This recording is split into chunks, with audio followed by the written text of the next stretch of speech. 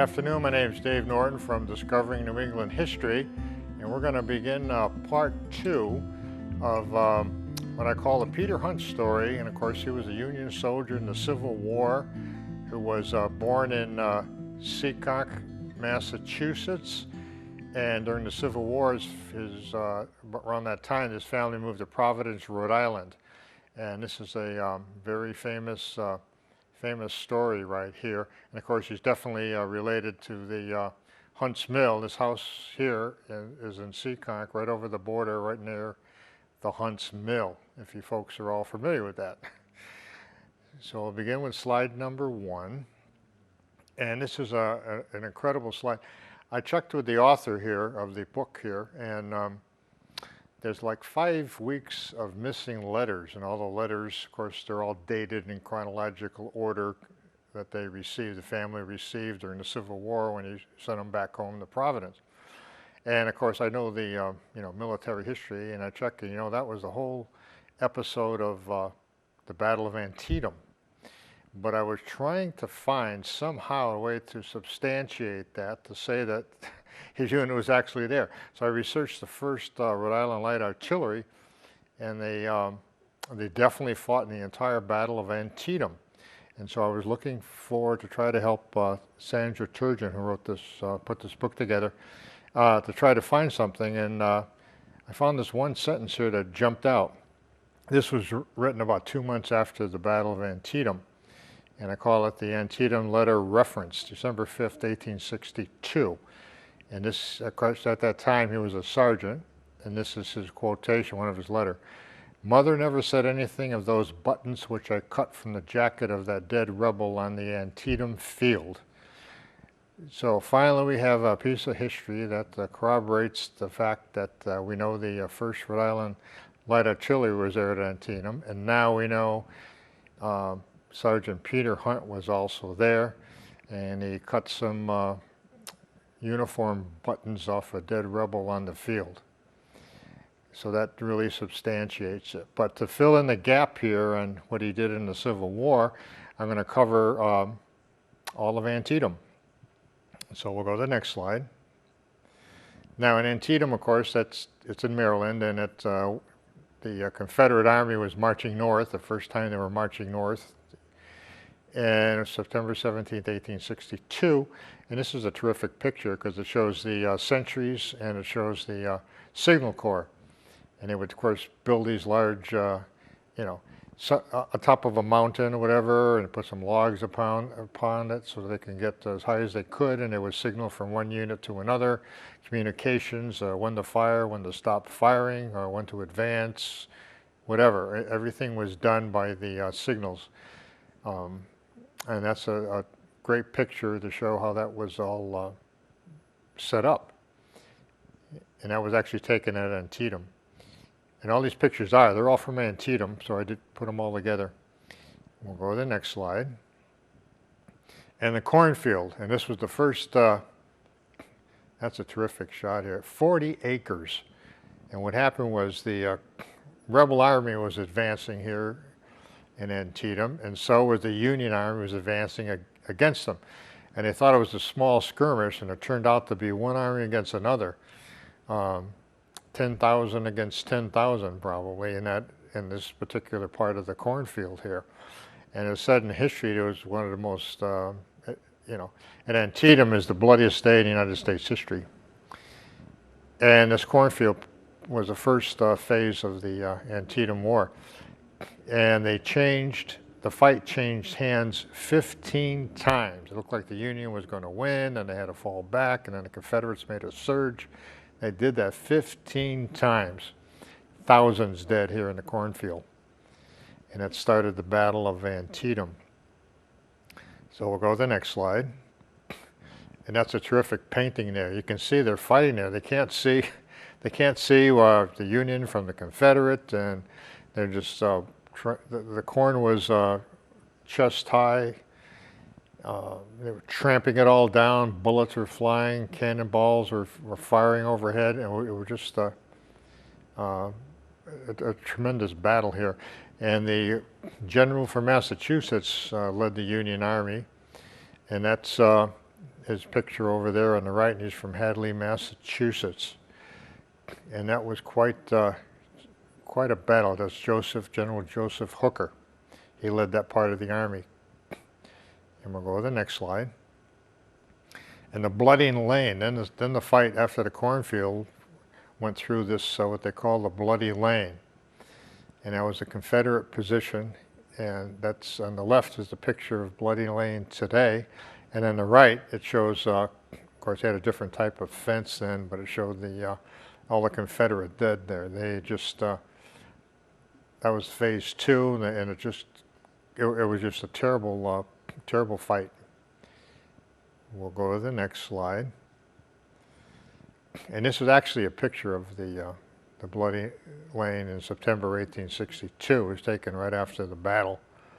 I mean, as far as you could see in those open fields, there were Union soldiers against Confederate soldiers, and they all clashed together right here, what they call Bloody Lane. The Confederates held the lane here, and then they were just completely pushed back. And of course, the Rhode Island Light Artillery was providing artillery support. And we'll go to the next slide. And that's the Bloody Lane in Antietam today. And we'll go to the next slide.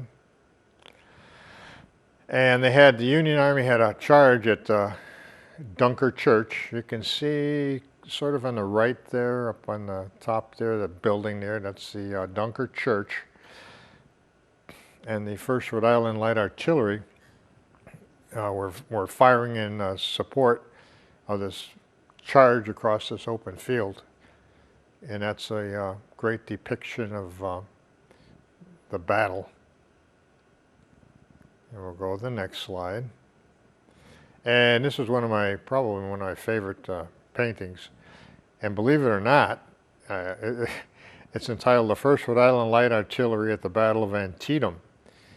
And if you look really at the middle of the picture, up on the very top, you can see Dunker Church. So that's sort of just substantiates that's where they were. And you can see all the artillery all set up across the field. And of course, they're loading shells and firing as fast as they can. And that's where, definitely that's where Peter Hunt was, born in Seekonk, Massachusetts. We'll go to the next slide. And that's one of the most famous pictures of the Civil War. That's right after that battle taken. The Confederate soldiers that are dead on the field. There's the Dunker Church, and you can see where a lot of cannonball shells punctured the side of the walls of the church. And that's really one of the more iconic pictures of, actually, for the entire Civil War. And we'll go to the next slide. And they put these two together. There's a Dunker Church on the left, and that's taken right after the battle.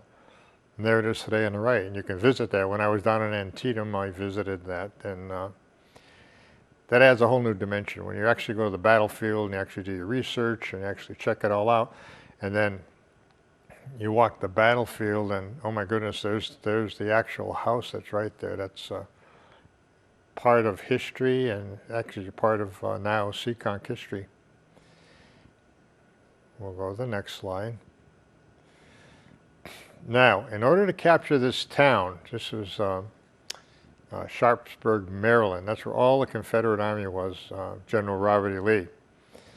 And it's a great shot. The main street there, of course, back then they were all dirt roads. In order to capture the town, you had to cross Antietam Creek, and that's going to be the final phase of this battle, which is an amazing story. And that's a picture there. We'll go to the next slide. And here's Antietam Creek, and there's one of the stone bridges that goes across it. That was taken in 1862 or 3. And of course today a lot of those buildings are gone, the fences are gone. And the train looks a little bit different, but the stone bridge is still there. That's a terrific shot. And that's the bridge that General Burnside. Now, we talked about General Hancock in the cornfield, and now this is moving south a little bit, and General Burnside was in charge of his section of the Army down here, and he had to cross Antietam Creek. So we'll go to the next slide. And there's a picture of the bridge. That was taken back right after the battle. And there's General Ambrose Burnside, who of course is from Providence, Rhode Island. And he was kind of hesitant. He wasn't, how do you get across this creek here? Because across the other side is all the Confederate Army and all the sharpshooters. And he was trying to get his forces together. And he hesitated right here. So we'll go to the next slide. And there's a bridge today. And General McClellan, once again, he was overall command of the Union Army, so he had command of General Hancock and also command of General Burnside at that point. And he found out that Burnside was stuck on the other side of the river, so the quote here is, he sent his aide down to Burnside, and the quote here is, "Tell him if it takes 10,000 men, he must go now." Now, Burnside usually would have send out men on his flank to see if there's a better place to ford the river. He really didn't have time to do it. General McClellan said, "Let's go." And so the quickest way across, he felt, was going across this bridge. Now that funnels the whole army right across the bridge, and the sharpshooters would just gather at the other side of the bridge and just fire and fire and fire, and it was an awful massacre right here. We'll go to the next slide. And that's a picture. There's the Confederate sharpshooters on the high hill, and there's the bridge, which was named after General Ambrose Bridge. And the Army was trying to cross that bridge, and they were just assault after assault, and they were getting decimated. And of course, Rhode Island Light Artillery was up on the hill above the bridge on the other side, giving them artillery support. And we'll go to the next slide. And the 21st Massachusetts Volunteer Infantry, they were one of the first ones to cross that bridge. And they got decimated, and there's a monument there on the right, which is right at the bridge, for their effort to try to get across this bridge. We'll go to the next slide. Now, the battle is just about over, but there's so many soldiers that were dead. Almost 20,000 casualties on both sides. And so any house or any barn or any building was used as a hospital. So here's the Roulette House, where the 21st Massachusetts Volunteer Infantry was all inside that small house. And also the main house there on the hill. And we'll go to the next slide. And that's a picture of it today. Now, Clara Barton, she's from Oxford, Massachusetts, and the 21st Massachusetts Volunteer Infantry, the story here is 40 of those in that infantry were her students when she was a teacher before she became a nurse. And so she was very attached to that. So it was said that that's the house where she attended to the wounded, and almost 40 of her students were carried into that building there, and that's where she attended to them. That's a part of New England history. We'll go to the next slide. And also on that property is Roulette Barn. That's a Union Field Hospital. So you can imagine he's overflowing with all the wounded. We'll go to the next slide. And that's an incredible picture. Antietam Field Hospital. The Battle of Antietam, Union casualties 12,400. Confederate casualties 10,300. So a total of 22,700 in one day. And you can see how cluttered the place was to try to gather up all the wounded from this battle.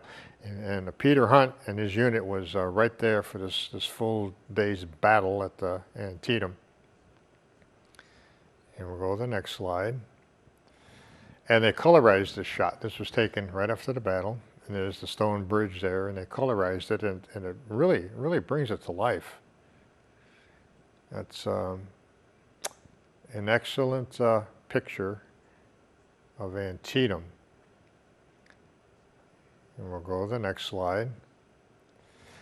Now, after the Battle of Antietam, Lincoln was really upset with McClellan because McClellan didn't continue the advance and crush Robert E. Lee's army. But, on the other hand, it was a strategic victory because the Union Army stopped the advance to the north of the Southern Army. And so Lincoln used this opportunity to sign the Emancipation Proclamation, which freed the slaves. Important part of history. We'll go to the next slide. And then Lincoln, when he came down, and that's it, taken at Antietam, and they colorized it, one of my favorite photos. He wanted to have a meeting with General McClellan now. So we'll go to the next slide. And there's Lincoln and McClellan, and he was really upset with General McClellan for stalling his army and not pursuing. So he replaced the entire Union Army, and the general that took over was General Burnside. He's there, his picture's there on the right. We'll go to the next slide. And this one here, they colorized it. This is one of the iconic pictures of Antietam, in which Peter Hunt was involved with. We'll go to the next picture. Now, after that, the Union Army had to regroup, and they went to Harper's Ferry, West Virginia, and I was also there. I took that picture there on the right. And it's a letter dated October 18th, 1862. It's entirely different from my old company. Everything is carried on a little different, and the men are all strangers to me. Now, what he meant by that, it was promoted from sergeant to lieutenant. And when they do that, they don't keep you in your same unit. They transfer you to another unit, and all those men, he really didn't know. And that's the way they do that. They sort of separate the officers from the enlisted men. And so here he was in Harper's Ferry, and he's got to get to know all the new officers and all the new men under his command. But he's still in the light artillery from Rhode Island. Yeah, we'll go to the next slide. Falmouth, Virginia. Now they moved from Harper's Ferry to Falmouth, Virginia. And here's a letter here, November 19th, 1862. The day is rainy and cold. Our battery lies on a little knoll about 2 miles from Fredericksburg, Virginia. 6 guns were placed in position on the bank of the river. Now, the reason I really like this picture was taken at Falmouth, Virginia, right at the time where Peter Hunt was there. And those folks right there in front of the tent, that's the Army Post Office. And you're saying, well, gee, why is Dave mentioning that? Well, it's a really interesting part of history because all the letters that Peter Hunt wrote and sent back to Rhode Island, they went through these group of people here at the post office. This is where they had, and of course they went around with their tents and they stayed with the Army. So all those letters received, important part of history here, went and came back. If his mother wrote a letter, it probably came through this tent, was sorted to the right unit and sent to Peter Hunt. So this is a great discovery of history here for Seekonk and Providence. That's where all the letters came from, and that's where they all went out. And of course, during the Battle of Antietam, he made reference to the fact that for 5 weeks we didn't get any letters, and that's because you weren't distributing letters during the Battle of Antietam, and plus when the Army was on a move up to Harper's Ferry, they didn't have any letters. They finally came to Falmouth, Virginia, so he was able to write this letter back home. Great photo. And we'll go to the next picture. And now, that's the title of the book here, of course. The Rappahannock River, there it is. What is it? Well, it's the river going across into Fredericksburg. And that's this book right here, All Quiet on the Rappahannock Tonight. So that's where the title is. And the artillery believe me, they were right in the thick of fighting in this next major battle of the Civil War at Fredericksburg. So we'll go to the next slide. And that's what they saw. They saw the river right there, and they saw all the houses across the city of Fredericksburg, and the light artillery was set up on a hill in position so they could shell the town. And every one of those buildings, every one of those windows was full of Confederate sharpshooters. And the whole army was right there waiting for them. The Confederates were trying to get more of the army down there. And what happened was General Burnside was trying to get pontoons to put a pontoon bridge across that river to get his several pontoon bridges to get his army across that river. And so he set up the line where the pontoon bridges, and there was a delay after delay, and what happened was it gave the Confederate Army a chance to bring thousands and thousands of more troops down here into Fredericksburg. So that was a big mistake that they made right there. So we'll go to the next slide.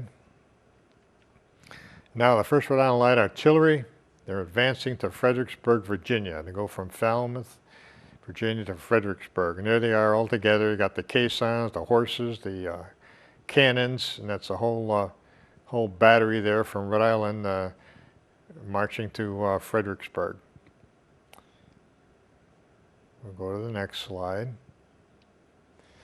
And there they were up on the hill. It's called Stafford Heights. And every one of those houses was full of sharpshooters. They had to get across that river. So we'll go to the next slide. And here's a letter written before the Battle of Fredericksburg, November 23rd, 1862. They're just across the river out front, 50,000 Secesh. Of course, he called the rebels secessionists. Burnside had several batteries hid in the woods upon the hills, that's where the Rhode Island artillery was, with orders to shell the town at the first shot. So if the Confederates made a move and started opening up artillery, every gun on that hill was going to fire in the town of Fredericksburg. And we'll go to the next slide. And there's kind of a lull in the battery. See, you got the real close-up. This is a great shot here.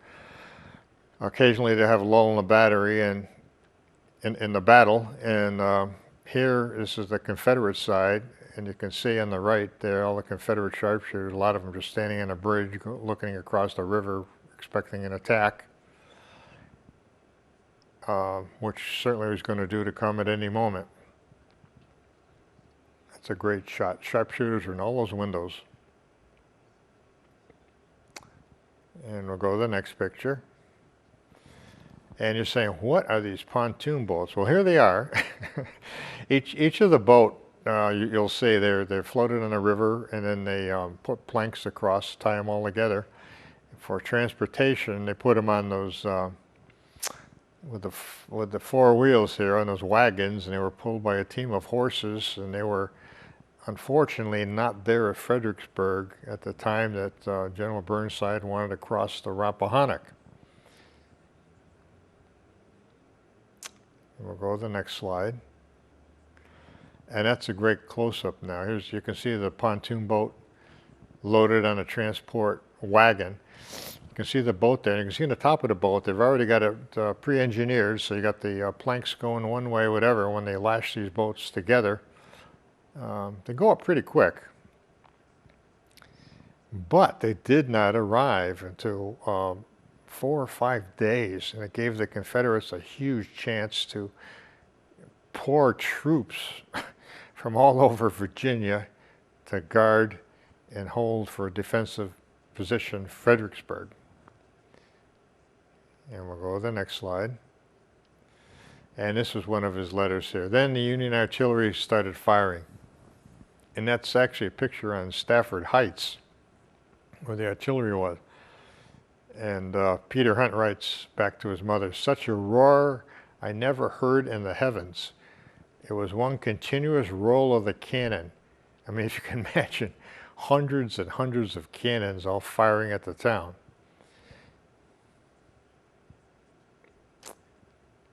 And you go to the next slide. And this is a depiction. They're trying to get this build this bridge across. Now you can see down in the bottom there, you can see the pontoon boats. They're offloading them off the wagons, and they're carrying them across, building one section after another, and you can see all the soldiers there, the engineers carrying all the planks, and it did this whole thing under fire from all the sharpshooters across on the Rappahannock. We'll go to the next picture, and that's an incredible picture here. And he wrote his letter December 11th, 1862. We marched down to the bank of the river and halted. They halted right at the bank, right there where they're making the bridge at the Rappahannock. The shelling of Fredericksburg had begun, and the pontoon bridge was commenced. And it was signed by Lieutenant Peter Hunt.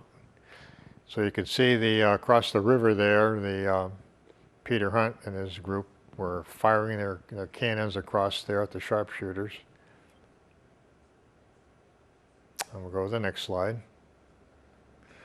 And this is a great picture here. And he continues to write in his letter, the Engineer Corps was unable to build a bridge. 3 times they tried and lost from 10 to 15 men in each attempt.